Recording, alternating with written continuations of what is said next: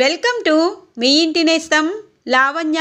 Upcoming రివ్యూలోకి వెళ్ళిపోదాం. రమాదేవి రోజా మెడలో ఉన్న రాజమణిహారాన్ని చూసి మురిసిపోతూ ఉంటుంది. ఇక రోజాని దగ్గరికి తీసుకొని, అనుకున్నది సాధించావు, నువ్వే యువరానివి. ఈ హారాన్ని ఎప్పటి నుండో చూడాలి, దక్కించుకోవాలనుకున్నాను రోజా, నీ వల్ల ఆ కల తీరింది అని అంటుంది రమాదేవి. దూరంగా చూస్తున్న చామంతికి కోపంగా అనిపిస్తుంది. రోజా అక్కకి అమ్మ భయపడి ఇచ్చేసింది, కానీ రాజవంశానికి ఆ హారం చెందాలి. కానీ ఇప్పుడు రమాదేవి గారికి ఆ హారం చెందబోతుంది, అలా జరగకూడదు అని చెప్పి చామంతి రోజాకి సైగ చేస్తూ ఉంటుంది.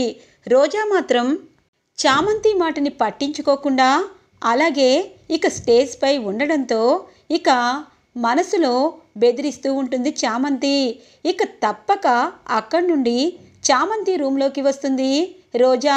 ఇక వాళ్ళమ్మ శ్యామల ఇక చామంతి అడుగుతూ ఉంటారు, అక్క, రాజమనహారాన్ని మీ అత్తగారు రమాదేవికి చూపించావు, మర్యాదగా ఇవ్వు అనగానే, ఏంటే ఇదే నా బ్రతుకు నన్ను బ్రతకనివరా అనగానే, ఏంటి నీ బ్రతుకు, నువ్వు మహారాణివి యువరానివని చెప్పమన్నానా ఏంటి?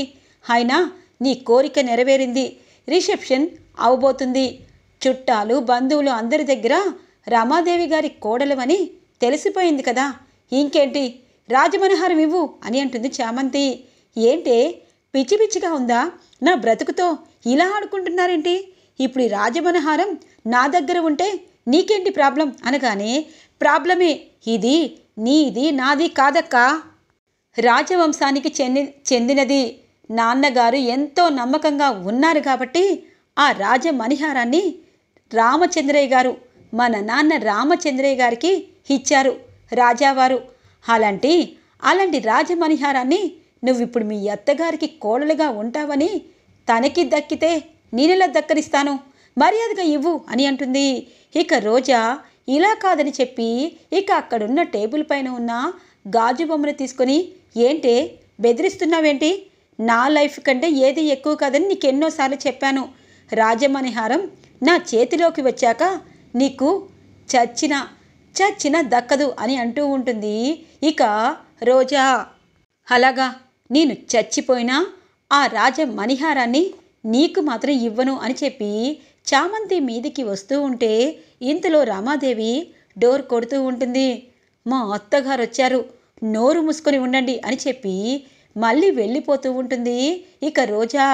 అమ్మా, చూసావా, పోతే నా ప్రాణాలు పోయేవి, కానీ హక్కుకి ఎందుకు ఇచ్చావమ్మా ఆ మణిహారం అని అంటుంది. ఇక పాపం శ్యామల ఏమీ మాట్లాడకుండా బాధపడుతూ ఉంటుంది. ఏమైంది రోజా, ఎవరున్నారు లోపల, చామంతి ఉందా అని అంటుంది. అవును, దాహంగా ఉంటే అత్తయ్య వచ్చాను, చామంతి జ్యూస్ ఇచ్చిందిలే, పదండి అని చెప్పి మళ్ళీ ఇక రిసెప్షన్లోకి వచ్చేస్తుంది రోజా. ఇక రిసెప్షన్లో అందరూ డ్యాన్సులు వేస్తూ ఉంటారు. రోజా అలాగే అరుణ్ కూడా డ్యాన్స్ వేస్తూ ఉంటారు. ఇంతలో ప్రతాప్ వస్తూ ఉంటారు రమాదేవి ఇంటికి. ఇది ఇలా ఉండగా ప్రేమ్ చామంతి కోసం వెతుకుతూ ఉంటారు. బాబు, మీరు నా కోసం వెతుకుతున్నారా అనగానే, చామ్, నువ్వెందుకు ఇంత టెన్షన్గా ఉన్నావు, అయినా నువ్వు ఈ ఫంక్షన్లో చాలా పనులు చేస్తున్నావు, చామ్, నిన్ను ఈ ఇంటి పని మనిషిగా ఎవరు చూడటం లేదు, నువ్వేమో అలా అనుకుంటున్నావు అనగానే, బాబు, అలా అనుకోవడం కాదు, ఇది ఎవరి ఫంక్షన్, మన ఇంటి ఫంక్షనే కదా, అందుకే అన్ని పనులు చేస్తున్నాను అనగానే, చామ్, నేనొక కోరిక కోరుతాను, అది నువ్వు కాదనకూడదు అనగానే, ఏంటి బాబు, మీరు నాతో మాట్లాడుతున్నారు, కింద పెద్దగా రిసెప్షన్ జరుగుతుంది, అందరూ చక్కగా డ్యాన్స్ వేస్తున్నారు, మీరేమో నాతో డ్యాన్స్ చేయాలనుకుంటున్నారు అంతే కదా అనగానే ఇంతలో రోబో వస్తుంది. చామంతి, 100% కరెక్ట్గా చెప్పావు, ఈ ప్రేమ్ నిన్ను లైన్ వేస్తున్నాడు, ముగ్గులోకి దింపుతున్నాడు, నాకు జల్సీగా ఉంది అని చెప్పి అంటూ ఉంటుంది రోబో. ఇక ఒక్కసారిగా చామంతి, తప్పు, అలా అనకూడదు రోబో, ఎందుకంటే ప్రేమ్ బాబు చాలా మంచివాడు, నేను ఏదైనా సమస్యలో ఉన్నప్పుడు దగ్గరుండి సాల్వ్ చేస్తాడు, అలాంటి మనిషి ప్రేమ పొందాలంటే అదృష్టం ఉండాలి, నేను అంత అదృష్టానికి నోచుకోలేదు. ప్రేమ్ బాబుకి మంచి అందమైన నాలాంటి పని మనిషి కాకుండా ఉద్యోగస్తురాలు వస్తుంది అనగానే, చామంతి నా పెళ్లి గురించి ఎందుకు, నిజం చెప్పాలంటే మన ఇద్దరం డ్యాన్స్ వేద్దాము అనగానే, బాబు ఆ విషయాన్ని ఇంతసేపు లేట్ చేస్తారా, రండి డ్యాన్స్ వేద్దాం అని చెప్పి ఇక కింద రోజా అరుణ్ డ్యాన్స్ వేస్తూ ఉంటే ఇక పైన ప్రేమ్ అలాగే చామంతి డ్యాన్స్ వేస్తూ ఉంటారు. ఇది ఇలా ఉండగా ప్రతాప్ని కలుస్తుంది రమాదేవి. రమాదేవి మేడం, ఇంట్లో ఇంత గ్రాండ్గా ఫంక్షన్ అరేంజ్ చేసినప్పుడు నేను రాకుండా ఎలా ఉంటాను, అందుకే వచ్చాను అనగానే, నా కోడల్ని పరిచయం చేస్తాను, తను యువరాణి, అలాగే రాజవంశానికి చెందిన హారం కూడా తన దగ్గర ఉంది అని చెప్పి అంటారు. అవునా మేడం, ఖచ్చితంగా మీ కోడలు గారిని పరిచయం చేసుకోవాలి అని చెప్పి ప్రతాపిక రిసెప్షన్లోకి వస్తాడు.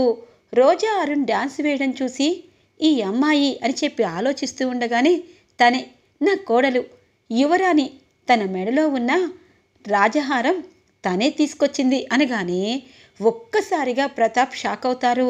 ఈ అమ్మాయి రామచంద్రయ్య పెద్ద కూతురు కదా, యువరాణి అంటుందేంటి, ఏదైనా తప్పుగా అర్థమైందా నాకు, తను యువరాణినా అని అంటారు. అయ్యో, హారం చూశాక కూడా అలా అంటావేంటి, తను యువరాణినే అని అంటుంది రమాదేవి. అర్థమైంది, అంటే రాజవంశానికి చెందిన రాజమణిహారం తన దగ్గర ఉంది కాబట్టి తన మాట రమాదేవి మేడం వినేశారు. కానీ ఆ రాజమణిహారం నాకు కావాలి. మరి ఎక్కడున్న ఈ రామచంద్రయ్య పెద్ద కూతురు అబద్ధాలు చెప్పి రమాదేవిని నమ్మించింది. అదే నిజాన్ని తనతో చెప్పి రాజీ మణిహారాన్ని నేను తీసుకువెళ్తాను అని చెప్పి ఇక ప్రతాప్ మనసులో రోజా ఒంటరిగా ఎక్కడ ఉంటుంది అని చెప్పి ఆలోచిస్తూ ఉంటారు. ఇది ఇలా ఉండగా నిషా ఇక చామంతి ప్రేమ్ డ్యాన్స్ వేయడం చూస్తూ ఉంటుంది. కోపంతో రగిలిపోతూ ఉంటుంది. చెప్తాను, వీళ్ళిద్దరినీ శాశ్వతంగా విడగొట్టాలి. ఎందుకంటే ప్రేమ్ మనసులో చామంతి ఉందని నాకు అర్థమైంది. కానీ ప్రేమ్ నాకు కావాలి. ప్రేమ్ లాంటి వ్యక్తి నాకు ఏ జన్మలో దొరకడు. కనీసం ఆడపిల్లల వైపు కనీసం చూపు కూడా చూడని ఇలాంటి ప్రేమ్ని దక్కించుకోవాలి అంటే నేను పెద్ద యుద్ధమే చేయాలి. అందుకే చెప్పాల్సింది చెప్తాను అని చెప్పి ప్రేమ్ అని అంటుంది. ఓ నువ్వా, డ్యాన్స్ వేస్తావా అని అంటారు. డ్యాన్స్ వేస్తాను, కానీ దీంతో నువ్వు డ్యాన్స్ వేస్తున్నావేంటి అనగానే, ఏమైంది, చామంతికి కూడా బాగా డ్యాన్స్ వచ్చు. మొన్న మేము రోమియో జూలియట్ డ్రామా కూడా ఆడి ఫస్ట్ ప్రైజ్ సంపాదించుకున్నాం కదా, నీకు తెలుసు కదా అనగానే, హాపు ప్రేమ్, నీతో మాట్లాడాలి అనగానే, ఏంటి ఈ నిషా ప్రేమ్ బాబుని ఇలా బెదిరిస్తుంది, కాలేజీలో తను లెక్చరర్, ఇక్కడికొచ్చి తను స్టూడెంట్లా కాకుండా ఏదో వేరే విధంగా మాట్లాడుతుంది. డ్రైవర్ బాబు ఇంతకీ అనగానే, చామ్ ఒక్క నిమిషం అని చెప్పి నిషాని తీసుకొని కిందికి వస్తారు. ఏంటి, ఏమైంది నిషా, నీ ప్రాబ్లం ఏంటి అనగానే, నువ్వే నా ప్రాబ్లం, ఆ చామంతితో ఏంటి చెట్టాపట్టాలేసుకొని తిరుగుతున్నావు ప్రేమ్ అనగానే, సరే నిషా, ముసుగులో గుద్దులాడ్డం నాకు నచ్చటం లేదు. నువ్వు చామంతిపై నేను చామంతిని ప్రేమగా చూస్తున్నానని జల్సగా ఫీల్ అవుతున్నావు. కానీ ఒక్క నిజం చెప్పనా, నాకు నీతో పెళ్ళి ఇష్టం లేదు. చామంతి అంటే నాకు ప్రాణం, చామంతి నా జీవితం అనగానే, ఛీ, ఒక పని మనిషిని ఇంతగా ప్రేమిస్తున్నావు, అదే విషయం ఆంటీకి చెప్పావా అనగానే, చెప్తాను, ఖచ్చితంగా చెప్తాను. ముందు నీకు చెప్పాలి కదా, ఎందుకంటే నీకు నాకు అమ్మ పెళ్ళి ఏర్పాట్లు చేస్తుంది. కానీ నేను వేరే అమ్మాయిని ప్రేమిస్తున్నానని తెలిస్తే నువ్వు మనసు చంపుకుంటావు, అదే నాకు కావాలి అనగానే, చూడు ప్రేమ్, ఒకటి మాత్రం నిజం, నేను ఈ విషయం ఎవరికి చెప్పను, కానీ నువ్వు చామంతిని ప్రేమడం ఇక్కడితో ఈ నిమిషంతో ఆపేసే. నీకు లైఫ్లో నేనే భార్యని, అది గుర్తుపెట్టుకో అనగానే ఇక ప్రేమ్ కోపంగా చూస్తూ ఉంటారు. ఇంతలో చామంతి పైనుండి కిందకి చూసేసరికి ప్రతాప్ కనిపిస్తాడు. అమ్మో, ఇతనేంటి వచ్చాడు, అక్కని కానీ చూశాడా, అక్క జీవితం ఈ రోజుతో స్టాప్ అయిపోతుంది. నేనే అక్క గురించి చెప్పేలోపు వాడే నాన్న పేరు చెప్తాడు. రాజమణిహారం ఇవ్వకుండా ఇప్పుడు ఖచ్చితంగా వాడి చేతిలో నీ జీవితాన్ని పెట్టబోతున్నావక్క. ఇప్పుడు నువ్వు రమాదేవి దగ్గర ఎలా నిలబడతావు? రామచంద్రయ్య కూతురుగా నిలబడి రాజమణిహారాన్ని ఆ ప్రతాప్కిచ్చి నువ్వు ఒంటరి ఆడదానిలాగా రోడ్డుపైన నించుంటావు. ఇక్కడ నీ జీవితంతో పాటు మా జీవితాలు కూడా ఏదో చెయ్యాలని అనుకున్నావు. కానీ రాజమణిహారాన్ని వాళ్ళకి అప్పగిస్తున్నావు. పోనీలే, ఇప్పుడు ఖచ్చితంగా ఆ దైవం నాతో ఉంటుంది. రాజమణిహారాన్ని నేను ఎలా నా సొంతం చేసుకుంటానో అలాగే రాజావారికి అది ఎలా దక్కిస్తానో చూడక్క అని అనుకుంటుంది చామంతి. ఇక ప్రతాప్ స్టేజ్ పైకి వచ్చి రోజాకి అరుణ్కి గిఫ్ట్ ఇస్తూ ఉంటారు. రోజా ఒక్కసారిగా షాక్ అయిపోతుంది. ఇతను ప్రతాప్ మాకు దూరపు బంధువు, నిజం చెప్పాలంటే ఫ్రెండ్ కంటే ఎక్కువ అని చెప్పి పరిచయం చేపిస్తూ ఉంటుంది రామాదేవి. ఇక రోజాకి చెమటలు పడతాయి. ఏం చేయాలో అర్థం కాదు. రమా మేడం, రోజా గారిని నేను ఎక్కడో చూశాను, కానీ యువరాణి లాంటి అమ్మాయిని తెచ్చుకున్నారు అని అంటారు. ఇక అరుణ్ అవునంకుల్ అని చెప్పి అంటూ ఉంటారు. ఇక రోజా అతన్ని చూసి టెన్షన్ పడుతూ ఉంటుంది. ఇక రోజాని ఒకే ఒక్క మాట అంటారు, నువ్వు ఒకసారి పక్క గదిలోకి రావాలి అనగానే ఇక రోజా దాహం వేస్తుందని ప్రతాప్ దగ్గరికి వస్తుంది. ఏంటి, నువ్వు యువరానివా? రామచంద్రయ్య పెద్ద కూతురివి కదా. ఇలా రమాదేవి మేడం తన కొడుక్కి అబద్ధం చెప్పి పెళ్లి చేసుకొని ఈ రాజమణిహారాన్ని మీ నాన్న దగ్గర కొట్టేశావన్నమాట.